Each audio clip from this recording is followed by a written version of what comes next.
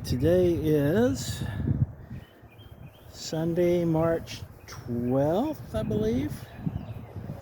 And it's definitely Sunday. If I'm off by a day, you'll figure it out. Beautiful 70 degrees, mostly sunny, a few clouds in the sky. The only aspect that's not ideal for a bee inspection is that we do have some considerable winds. Some of the gusts are rather strong. Sometimes the bees don't like that, and sometimes they kind of ignore it. So we're hoping today for the latter. Let me get my smoker boosted up a little bit.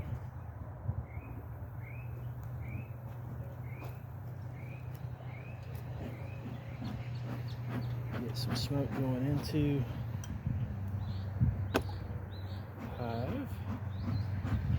Just giving a few puffs to adjust the attitude preemptively.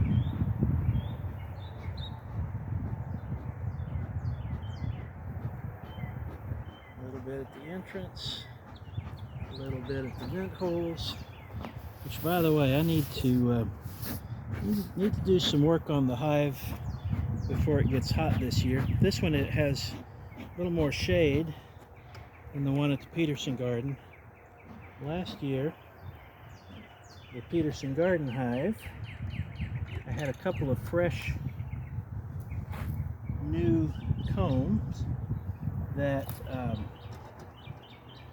the weight of the honey made them collapse because the heat was causing the comb to soften.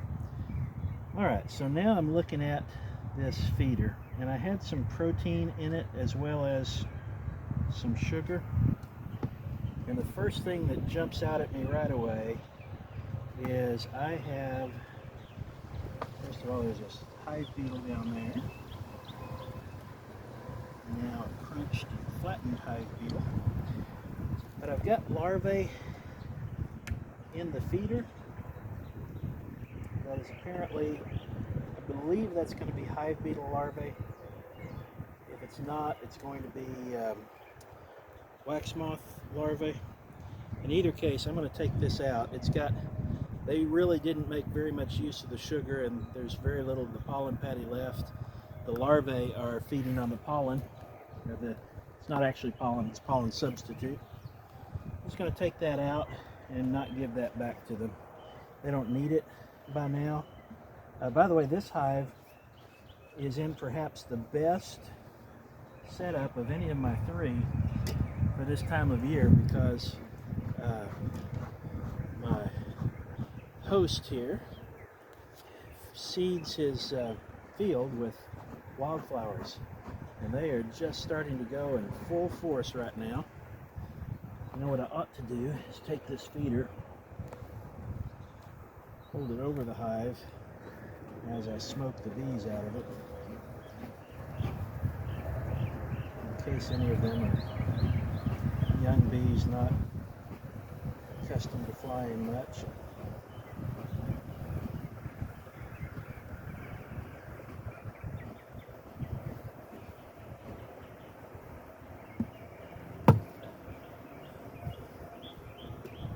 Okay, all of the bees are off of it.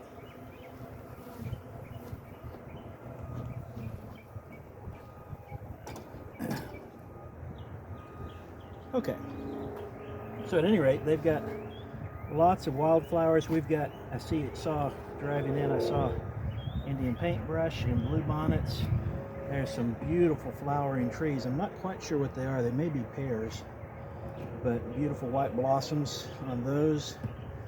And so there's lots of nearby resources. Okay, this frame is quite light. I see some fresh nectar and a lot of pollen. A lot of pollen here. This is at the end. This would be 1, 2, 3, 4, 5, 6. This would be frame 7, although my numbering system is all wonky. Eventually, this is one that I want to work out of the hive.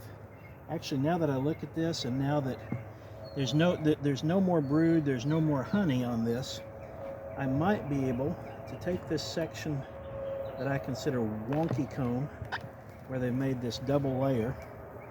It may be that if I cut out that second layer, that I can leave the rest of the frame in here, and they may redraw this section straighter.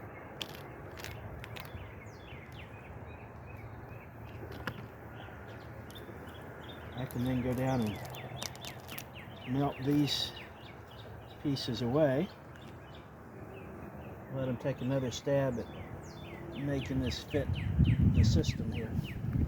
Still a little bulging. You know what I probably ought to do then is on this side cut out the area where it bulges and hope that they'll just redraw the whole thing straight.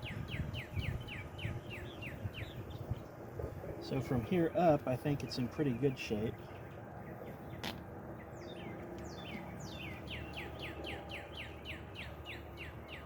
Move along, little bee.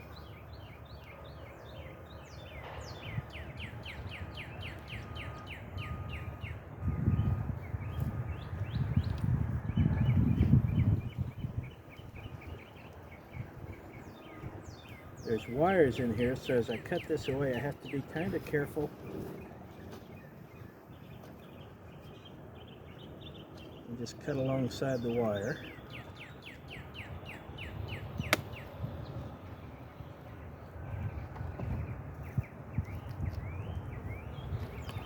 Now I'm going to flatten in what's left, which I think I was taking that part out too.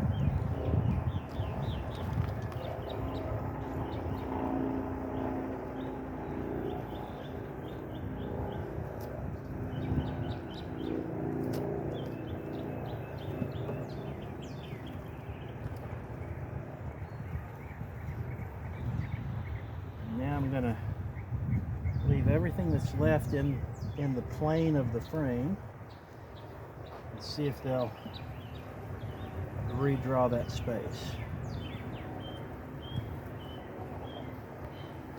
I'm going to be moving everything way down to the end so I can do a little clean out at the bottom.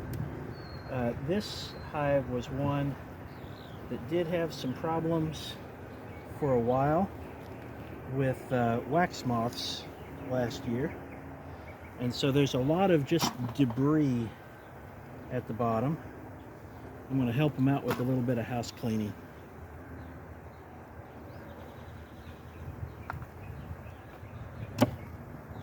Alright, this is a new frame. They haven't started to draw yet. These are foundationless frames. They just have a little wooden piece. This is a new frame. They have started to draw, and they're storing pollen in the parts that they've already drawn. So I may move this to another location in the hive just to encourage them to make better use of it. Now you'll notice I've got a lot of relatively new frames, and that's because I did some rearranging of things in order to do the queen rearing, and so I took several frames from them and tried to give them back additional space. This is, I'm not sure how old this is, but it's definitely this year. There's our queen right there. We'll bring her up close here. Right here she is. She's last year's queen. Doing good, and this is all brood, so she is laying well. We get her back over the colony. As I look at the bees, I don't see any signs of poor health. They do seem to have some hygienic behaviors in that occasionally you find, so some of the uncapped cells that you may see are just where they haven't capped yet. They're younger larvae. But others, or where a larvae was, an egg was laid after others had hatched and others had been relayed sooner. But I also see some where it seems like they're exposing a larvae because there's something wrong with it. And that may keep us free of, or relatively freer of, mite problems. Mites aren't always visible, but occasionally if you look at a frame, I've seen examples where you can see a mite on a bee. I don't see any, but that doesn't mean anything. You can see how they're drawing this out. And where did my queen go? She's hiding from me now, but oh no, she was on the, nope, she was on this frame. She's almost certainly still here, probably in the crevices. Alright, so I'm gonna just put this back down. Careful, mindful that I don't know exactly where the queen is. There we go. Now this next one, so that was frame 4. So just to keep in mind, the one that had the wonky comb that I corrected, that was frame 7. Frame 6 was completely undrawn. Frame 5 was only slightly drawn, but storing pollen. Frame 6 has brood on it, had the queen on it, and is probably, what, about 50%, maybe 40 or 50% drawn. All right, so we're down to frame 3, and I'm going to give them just a little bit more smoke. They're really pretty docile today. This frame has been the vast majority of my inspections. There's one time I brought a friend over and they stung somebody else. I've never been stung at this hive. All right, this is another frame of brood, including very young brood. So while the queen was not on this frame right now, she has been quite recently. I see some interesting red or deep orange pollen right here on the edge near me right there. Hello. So we've got some interesting pollen there, along with the occasional, you'll see other workers with the more common yellow pollen. When a bee goes out to forage, they're fixated on one type of plant for the duration of their trip. They won't mix and match different plants. They may go out on a trip later for a different type of plant. All right, this is another new frame. This one might have just been last week. It's got brood on it. They've got it almost 50% drawn. They're drawing it just a little bit crooked, but hopefully they'll correct that. I see brood on both sides. Lots of activity.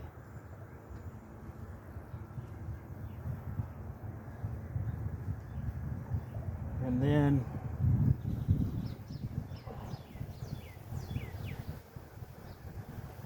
the last frame, frame number 1.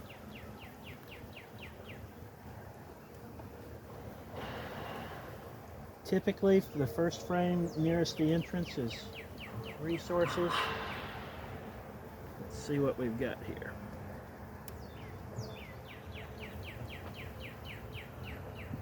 I see some more of the orange pollen on some of these bees.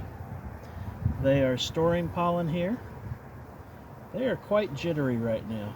That's unusual. It may be that since I've got the hive open and I've been separating these frames, they may be feeling like they're queenless as they get some distance and some airflow between them and their queen. All right, lots of pollen here. Not a lot of nectar, that's all right. Now I'm going to set them over here with these other frames in close proximity so that if they're feeling queenless, they can hopefully get the scent of her. And then I'm going to try to clean up the mess on the bottom of this thing.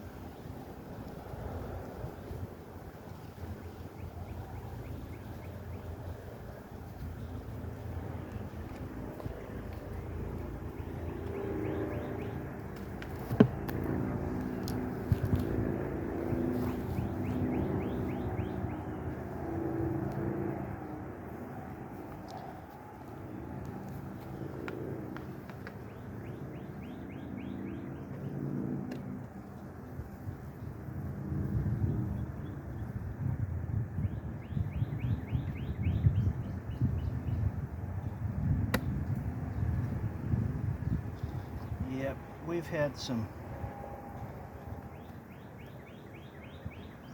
moth larvae down here, as well as I think some beetle larvae is also. Here's the debris that I was talking about, and some of that are chunks of pollen, but a lot of it's just trash. Just need to get it out of there. Help them with a little house cleaning.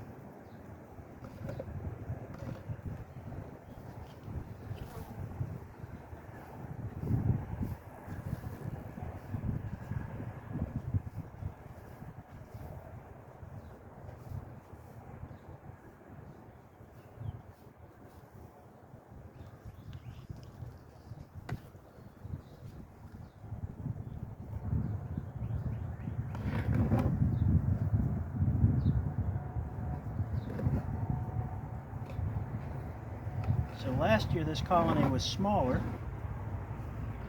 They didn't have as much population then as they do now. I'm going to have to scrape some of that up with my Hive tool. By now, there's probably enough population here so that they can keep control of things like wax moths and small hive beetle.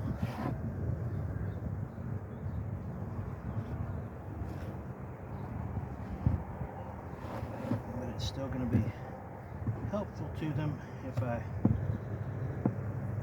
scrape up some of this contamination.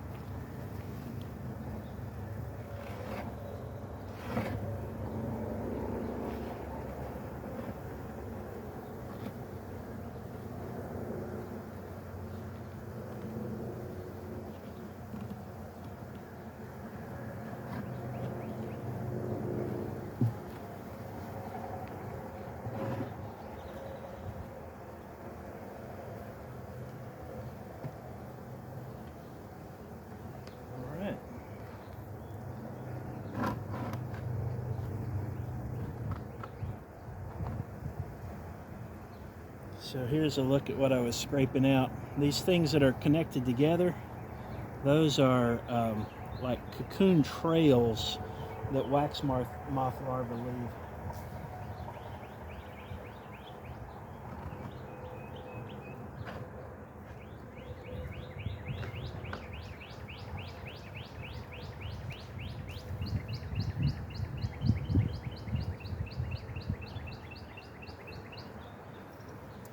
Okay, I see one with kind of a white pollen too.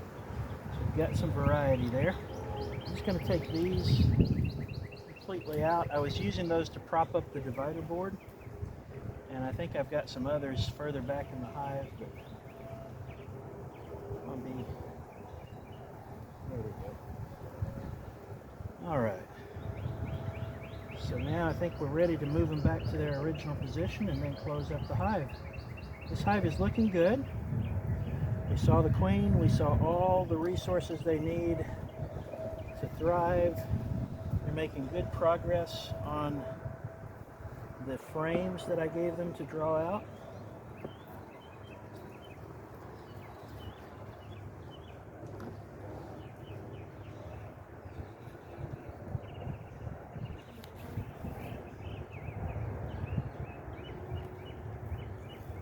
See if we can convince these bees to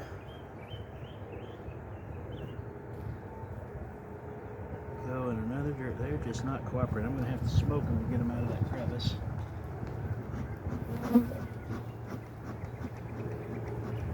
Looks like my smoker is either out or nearly so, but the scent of it is still there, and it was enough to get them out of the way.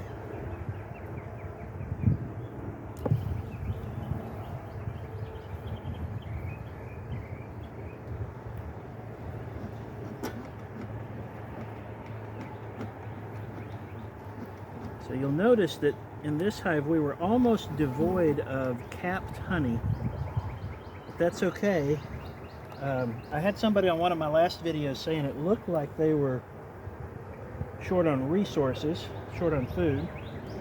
And I mentioned that what doesn't show up in the camera well is nectar deposits. And knowing all the flowers that are in the pasture nearby, and seeing the wet nectar in frames, I know that they'll probably be drawing these out, eating the nectar until they have honey to cap. They actually, while they're working, they prefer to be eating the nectar than capped honey. The honey is their long-term storage, and it's kind of like for us, who wants to go to a canned vegetable if you've got fresh veggies in the garden, but in the winter when you can't have fresh veggies, then the canned stuff is better than nothing.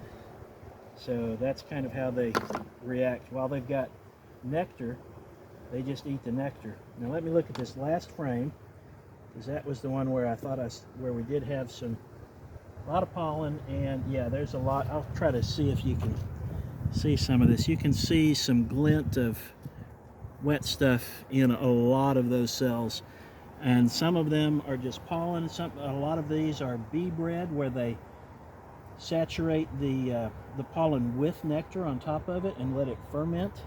That's another form of long-term storage for them. All right, so there we go. Take one of my twigs and set the divider board on top of that. That gives them a crawl space below the divider board. And got most of the detritus off of the floor. So there they go. That was quite an easy inspection. The bees were content to play nice. All right, and I'm going to take the feeder away. I'm going to take that old wonky comb away so I can use that comb to bait swarm traps, and use that feeder for some of the new colonies that I started as we get fertile queens back, or fertilized queens back from their mating flights. So we are done with this one, and I probably don't even need to inspect them next week. This may be a every couple of week inspection for a while things are going on, and I know they're nowhere near swarming because they've got plenty of room to grow into. So it's just a matter of giving them time to harvest and put up resources, and maybe use them to make other colonies if I need to, once we see how this first round of queen rearing goes. All right, thanks for watching, and that will be all for this inspection.